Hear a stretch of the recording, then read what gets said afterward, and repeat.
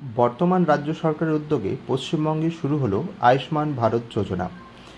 এই যোজনায় সেই সমস্ত মানুষ সুবিধা পাবেন যাদের রেশন কার্ড AAY, PHH এবং SPHH রয়েছে। এই যোজনাতে একজন ব্যক্তি 5 লক্ষ টাকার স্বাস্থ্য বীমা পেয়ে যাচ্ছেন। আসুন একটি সহজ পদ্ধতির মাধ্যমে আপনি স্ট্যাটাস চেক করে দেখতে পারবেন যে আপনি এই যোজনার জন্য এলিজেবল কিনা। প্রথমেই আপনার মোবাইল বা কম্পিউটার থেকে গুগল ব্রাউজার ওপেন করুন এবং টাইপ করুন আয়ুষ্মান ভারত। তো দেখো, আয়ুষ্মান ভারত বলে লিখে সার্চ করলেই প্রথমেই দেখো একটা অপশন তোমাদের জন্য চলে আসছে, PMJAY বেনিফিশিয়ারি পোর্টাল। এর ওয়েবসাইটটি হলো beneficiary.nha.gov.in। এটা তো লিখে কিন্তু সার্চ করলে তোমরা এই পোর্টালে চলে আসবে। তো আমি এখানে লগ ইন করে দিলাম বেনিফিশিয়ারি পোর্টালে। এবারে দেখুন আপনাদের সামনে এরকম একটি ইন্টারফেস খুলে যাবে, যেখানে আপনি দেখতে পারবেন আপনার লগ ইন করার জন্য এখানে আপনার বেনিফিশিয়ারি আছে, এখানে অপারেটর আছে। তো আমরা অলওয়েজ বেনিফিশিয়ারি দিয়ে লগ ইন করবো। প্রথমের এই ক্যাপচার যে কোডটি আছে, এই কোডটি এখানে আমরা লিখে দেব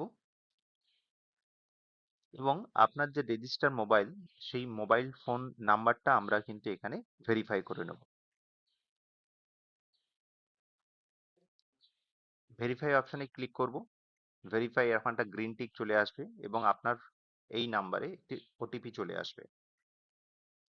ওটিপি বসিয়ে দেওয়ার পর লগ ইনে ক্লিক করতে হবে।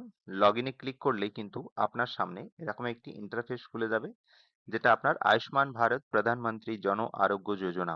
এখানে আপনি দেখতেই পাবেন প্রথমে আপনার বাই ডিফল্ট PMJAY, এটা কিন্তু অপশন স্কিমটা এখানে থাকছেই। এখান থেকে আপনাকে স্টেটটা সিলেক্ট করে নিতে হবে।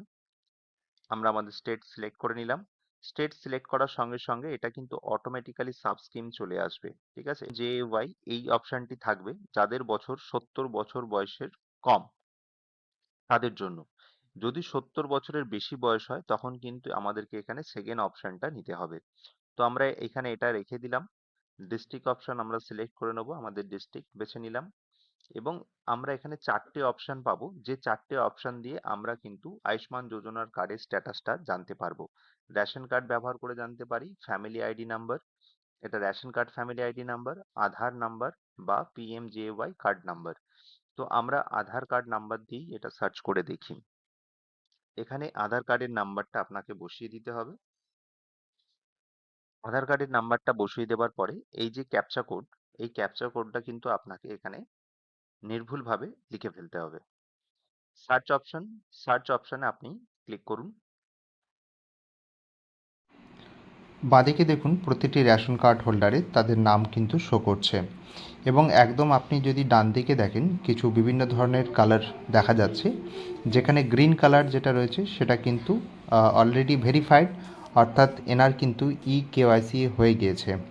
এরপরে দেখুন একটি অরেঞ্জ কালারের দেখা যাচ্ছে আইডেন্টিফাইড, যেটা হচ্ছে কি এখনও পর্যন্ত EKYC বাকি আছে, এটার EKYC করতে হবে। এরপরে দেখুন রেড মার্ক শো করছে আনআইডেন্টিফাইড, অর্থাৎ এখানে কিন্তু আইডেন্টিফাই করতে পারছে না। কারণ হতে পারে আধার কার্ডের সঙ্গে রেশন কার্ড কোনো রকমভাবে নাম, জন্ম তারিখ বা অন্য কোনো ডিটেলস কিন্তু মিসম্যাচ করছে। এরকম অবস্থায় থাকলে কিন্তু এটা ভেরিফাইড হবে না। যাদের এই ধরনের অপশান দেখাচ্ছে তারা অবশ্যই আপনাদের রেশন কার্ড এবং আধার কার্ড একবার মিলিয়ে দেখুন। যদি কোনো অসুবিধা থাকে তাহলে সেটা সংশোধন করে নিন। এর পরবর্তী কাজ হলো EKYC করা এবং EKYCর ভিডিও পরবর্তী সময়ে নিয়ে আসছি। যদি এই পেজটি আপনার ফলো করা না থাকে তাহলে ফলো করে রাখুন সবার প্রথম নোটিফিকেশান পাওয়ার জন্য। ধন্যবাদ।